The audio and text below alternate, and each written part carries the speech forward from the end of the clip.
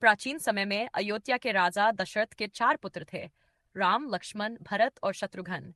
राम सबसे बड़े और मर्यादा पुरुषोत्तम माने जाते थे। उनकी माता कौशल्या थी।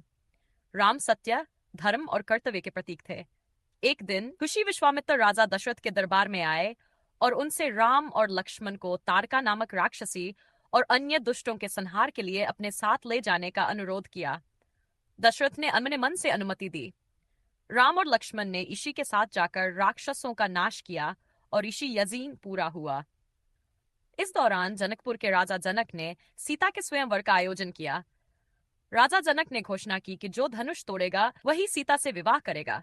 यह धनुष भगवान शिव का था और उसे तोड़ पाना किसी के लिए असंभव प्रतीत होता था। कई राजा प्रयास में असफल रहे, लेकिन भगवान राम ने उसे सहजता से उठाया और तोड़ दिया। राम और सीता का विवाह हुआ और उनके साथ लक्ष्मण, भरत और शत्रुघ्न की भी शादियां हुई। कुछ समय बाद महाराज दशरथ ने राम को राजगद्दी सौंपने का निर्णय लिया, लेकिन रानी कैकेयी, जो भरत की मां थी, ने अपने 2 वरदानों का उपयोग करके राम को 4 वर्षों के लिए वनवास भेजने और भरत को राजा बनाने की मांग की। दशरथ विवश हो गए और राम ने बिना किसी शिकायत के वन जाने का निर्णय लिया। सीता और लक्ष्मण भी उनके साथ वनवास गए। वनवास के दौरान राम, सीता और लक्ष्मण ने कई कठिनाइयों का सामना किया। एक दिन रावण, जो लंका का राक्षस राजा था, ने छल से सीता का हरण कर लिया। सीता को बचाने के लिए राम ने वानरराज सुग्रीव और हनुमान से मित्रता की।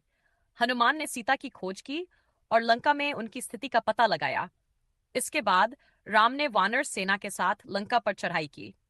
एक भयंकर युद्ध हुआ जिसमें राम ने रावण का वध किया और सीता को मुक्त कराया। सीता की पवित्रता सिद्ध करने के लिए अग्नि परीक्षा हुई, जिसे सीता ने पार किया। इसके बाद वे अयोध्या लौटे। उनकी वापसी पर अयोध्या में दीप जलाए गए, जिसे आज दीपावली के रूप में मनाया जाता है। राम राज्याभिषेक हुआ और उनके शासनकाल को राम राज्य के नाम से जाना गया, जो न्याय, धर्म और सुख शांति का प्रतीक था। श्री राम का जीवन सत्य, कर्तव्य, त्याग और मर्यादा का उत्कृष्ट उदाहरण है। उनकी कथा से हमें यह सीख मिलती है कि धर्म का पालन करते हुए सभी कठिनाइयों का सामना किया जा सकता है।